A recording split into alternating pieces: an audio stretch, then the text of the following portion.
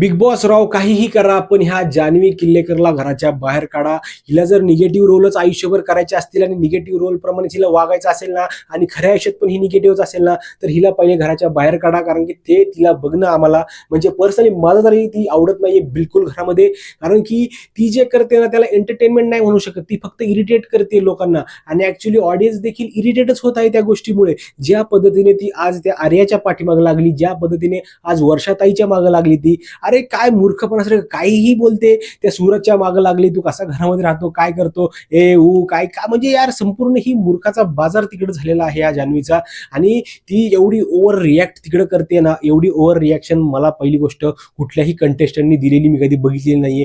एवढी over acting, over reaction ही द्यायचा प्रयत्न करते. आणि कोणावर काय झालं की नुसतं धावून जायचं, नुसतं असं करायचं, अरे नुसतं असं करायचं. अरे तू कोण आहेस यार जान्हवी, तू कोण आहेस, तू कोण ही मॅन आहेस का, कोण शी मॅन आहेस का, कोण खूप मोठी कुठली सुपर वुमन आहेस, कोण आहेस तरी कोण तू, एवढी एवढीची आहेस, त्या अरबाच्या तू कमरेला लागतेस आणि उड्या मारतेस सगळ्यांच्या समोर काना काना काना काना काना.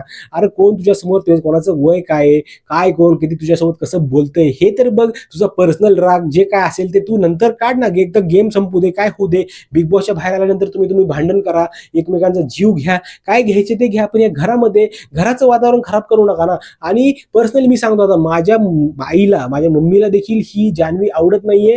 कारण की ज्या पद्धतीने ती रिॲक्ट करते ना, खरंच घरामधल्या कुठल्याही माणसाला तुम्ही विचारा, बिग बॉस बघणाऱ्या सगळ्या प्रेमींना तुम्ही विचारा की ही काय जान्हवी तुम्हाला आवडते का. मी तुम्हाला सांगतो सगळ्यांचं उत्तर एकच येईल की या जान्हवीला सर्वात पहिले घराच्या बाहेर काढा. कारण की हिला बोलायची अक्कल नाही, हिला वागायची अक्कल नाहीये, हिला फक्त हिचा ग्रुप मेंटेन करायचा आहे.